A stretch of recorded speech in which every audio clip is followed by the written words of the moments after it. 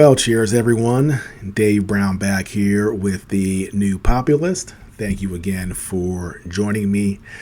These last few days, people have been focused on this thing called called Project 2025, and I have to admit, until recently, I had not heard about it myself, and maybe I should have. But apparently, according to the left, this thing, Project 2025, is a extreme right-wing attempt to take over the government if Donald Trump were to be reelected or elected again.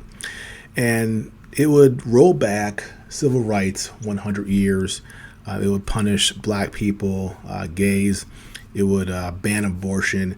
And they are saying this Project 2025 really would be an attack on democracy and the worst thing ever. And they are really, really freaking out about it. If you go onto left-wing forums, they're just going nuts. Now, of course, is it what they say it is? Not really. But that being said, I do think it would be valuable for us to know what exactly this Project 2025 is, so we can properly represent it if people bring it up. Now, why is the left so focused on this?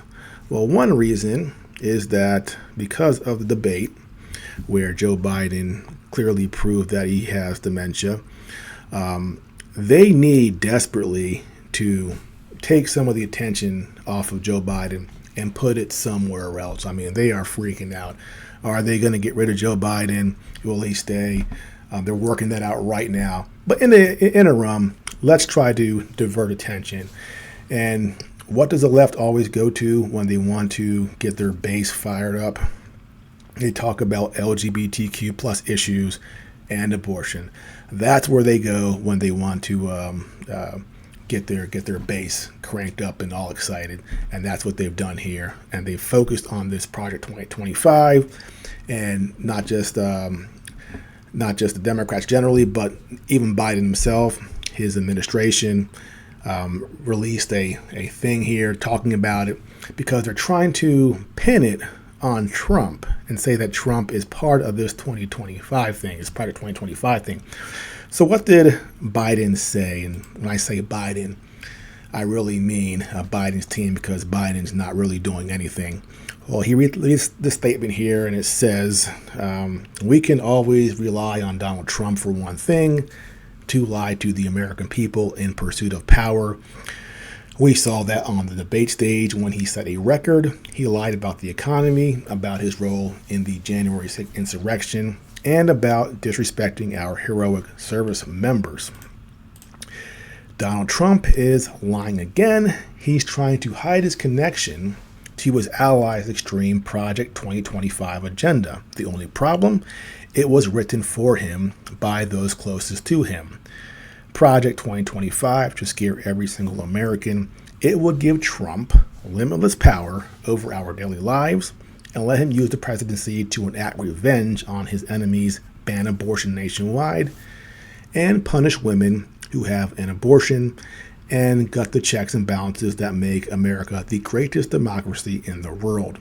It's extreme and dangerous. Trump's conservative Supreme Court has already given him a blank check to do virtually whatever he wants with no regard for the rule of law.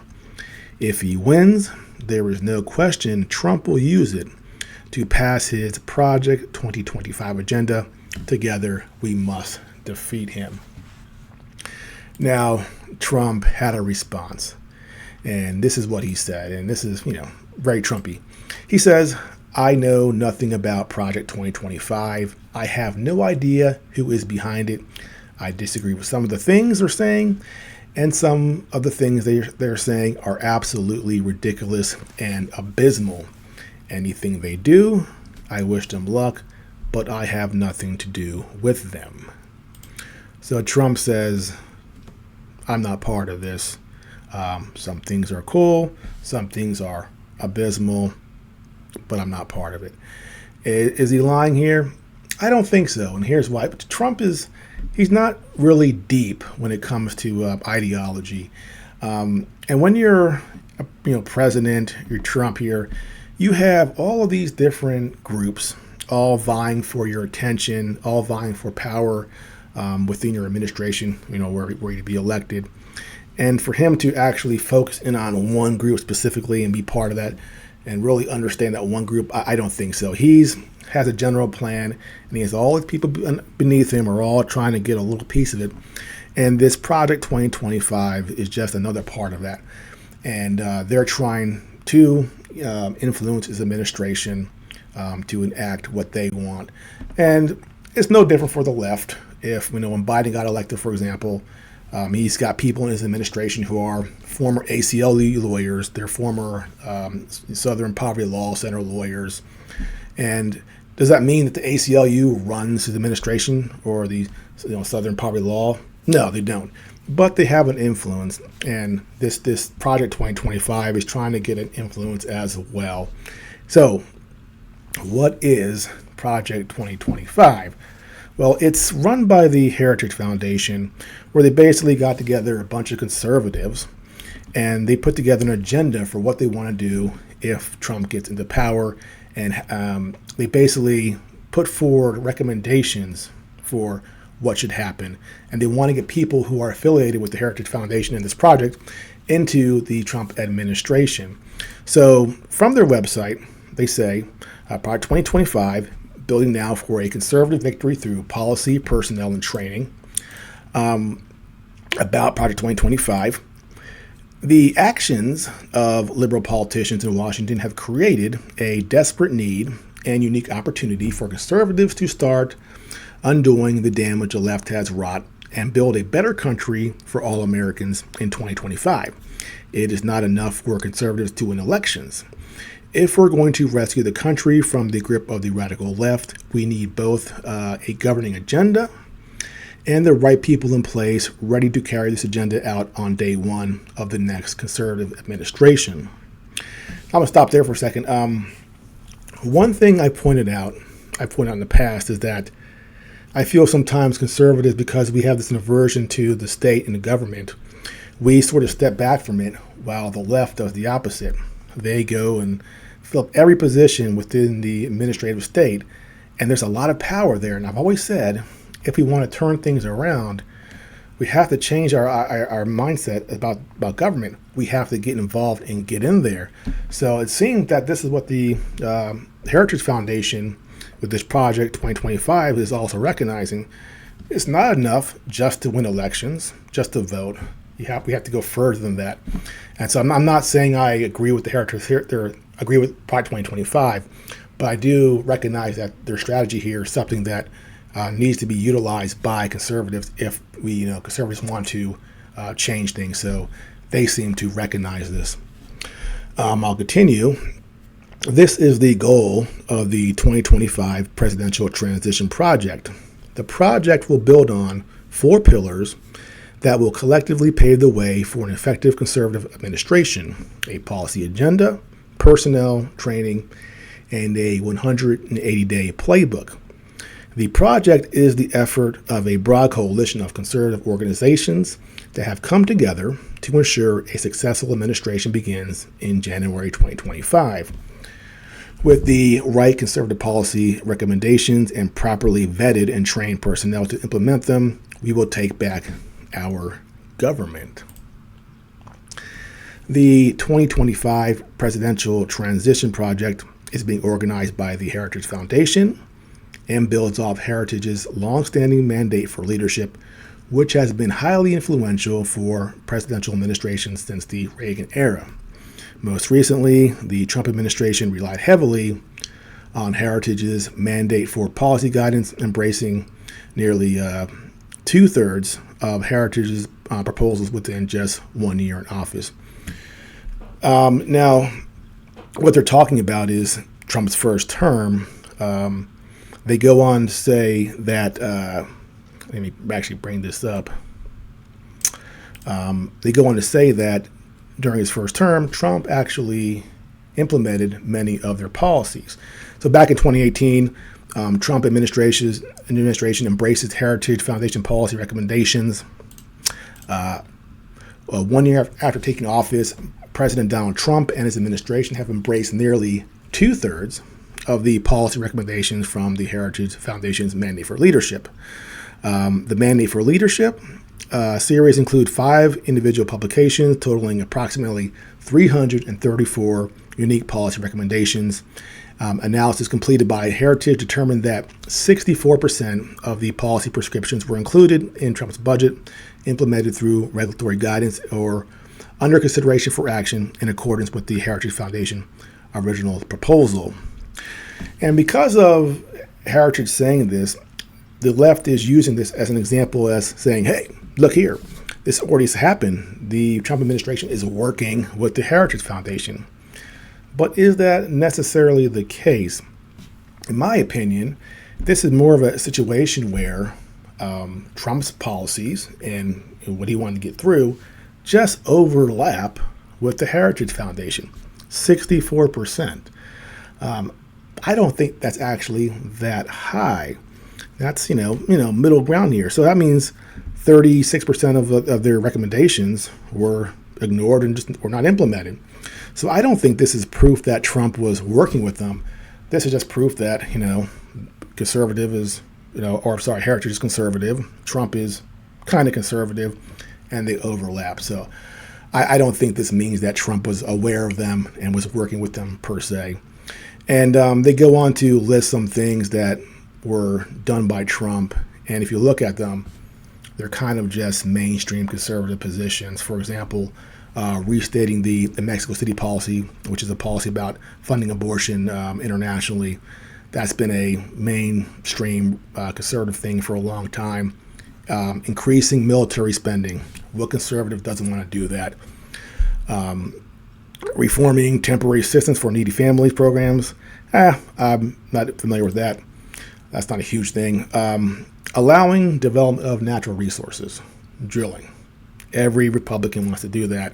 Reforming government agencies, sure. Withdrawing from UNESCO, international organization.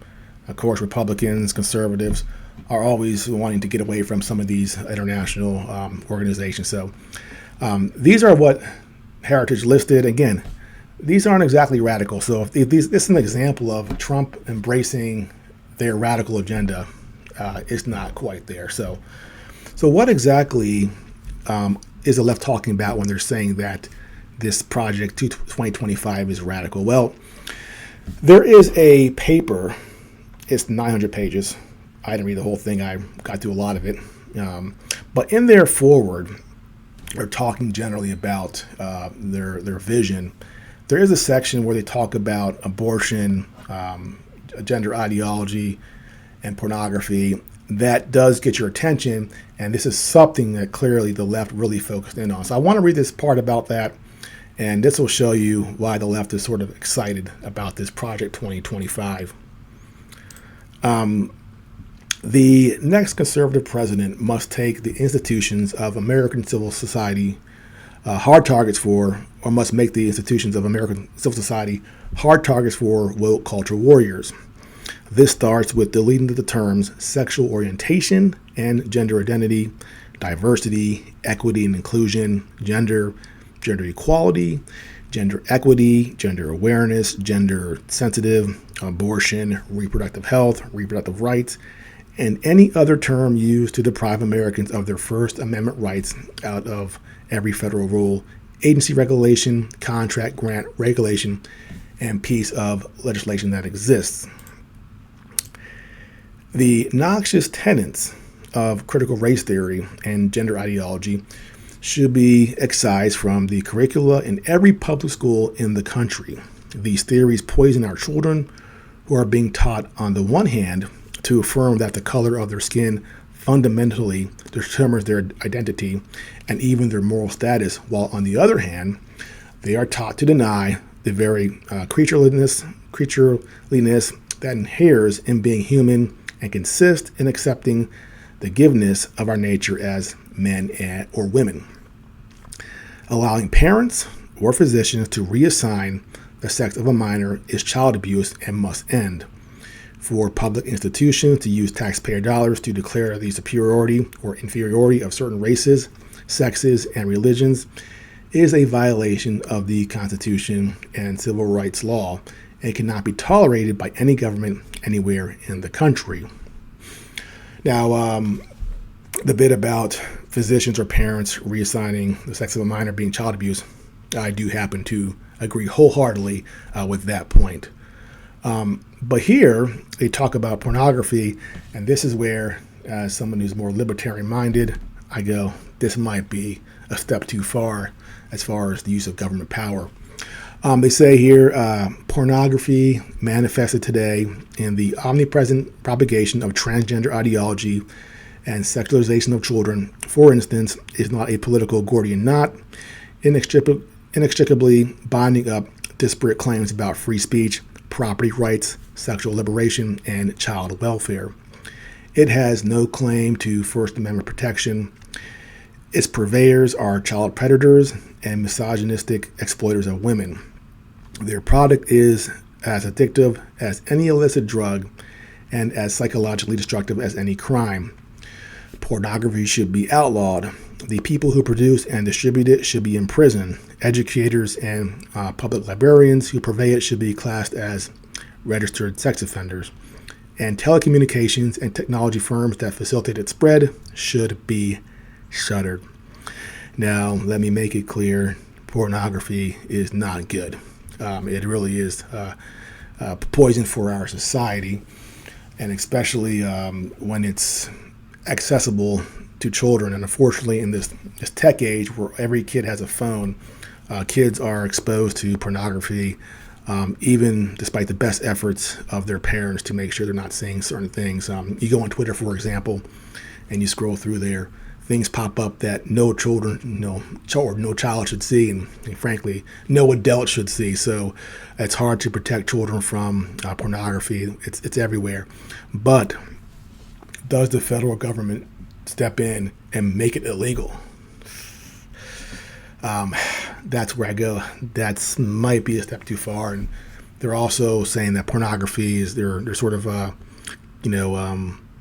combining it with child predators, and saying that librarians here should be classified as registered sex offenders if they're, I guess, putting it out there. I'm not sure. I mean, I know there's books in the library that are really inappropriate for children, but to the level of saying it's something that should get them classified as registered sex offenders. And here it says, technology and telecommunication companies, should they be shuttered? If I guess that'll be Google or Twitter or anything if they have it. That's, again, might be going a little too far here, and that's something that the left is jumping in on by going, this is extreme stuff. The last thing they talk about is abortion. They say here, finally, conservatives should gratefully celebrate the greatest pro-family win in a generation, overturning Roe v. Wade, a decision that for 5 decades made a mockery of our Constitution and facilitated the deaths of tens of millions of unborn children. But the Dobbs decision is just the beginning. Conservatives in the states and in Washington, including in the next conservative administration, should push as hard as possible to protect the unborn in every jurisdiction in America.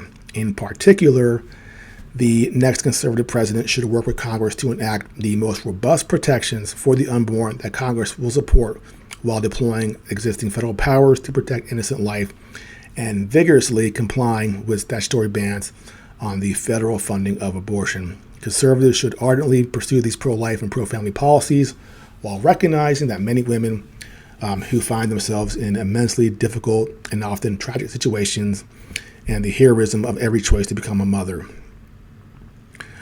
Alternative options to abortion, especially adoption, should receive federal and state support. Now, when it comes to Roe Wade, I definitely think it should have been overturned simply because of constitutional law. The original decision made no sense legally, and even liberal scholars acknowledged this. So I did support the overturning of Roe v. Wade. I don't, however, support a federal ban on abortion, and neither does Donald Trump. And if we look at any state, even conservative states where abortion has been on the ballot, they have overwhelmingly voted not to ban abortion. So this is one thing where I understand that abortion has always been a huge part of the conservative movement. But on the other hand, electorally, if Republicans run on banning abortion, they're going to get slaughtered. Unfortunately, abortion issues is, from my mind, is kind of settled. It's always going to be here, and the best we could hope for as conservatives or libertarians, or just people who are against that original ruling of Roe v. Wade, is having the issue returned to the states and letting the states decide. So on that issue of abortion, I think pushing, like the Project 2025 here is pushing to have some sort of federal action on abortion, I do think is going too far. And that's, again, something that the left is jumping in onto, saying, hey, they're trying to take away women's rights. But I don't think it would ever happen. Very few congressmen are actually pushing for a federal ban. I know Lindsey Graham has brought it up. Why he cares so much about it, I have no clue. Not a huge fan. I can't stand Lindsey Graham, but I don't think it will actually be enacted at the federal level. And Trump has repeatedly said that he's not going to do that. During his debate, he said it again. Let the states decide, and I think that's the right decision. So the left saying that Trump is trying to implement this Project 2025, he has repeatedly taken positions that go contrary to that. So I don't think they have evidence that Trump is actually trying to do that. Again, Trump is not that ideologically driven. Unfortunately, he's at times just, goes by his instinct. And when he was president, instead of going super far right and getting, really draining the swamp, he actually made a lot of mistakes where he put people in power who were moderates, who weren't really that conservative. And they spent a lot of the time just trying to, mess him up and get in his way, which they did fairly effectively in his first term. And hopefully, were he to be reelected, he wouldn't make those same mistakes again. Now, again, I said before that this Project 2025 paper or book that they have explaining what they want to do is 900 pages, and they go through a lot of stuff. And clearly, obviously, trying to pick through every single thing will be hard to do. But one point I want to make is that many other positions are really, really mainstream and not at all radical.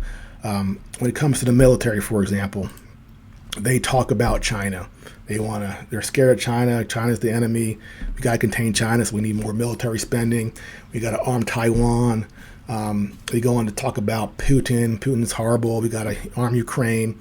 These are very mainstream establishment positions when it comes to foreign policy. So nothing here is all extreme. It's really basic.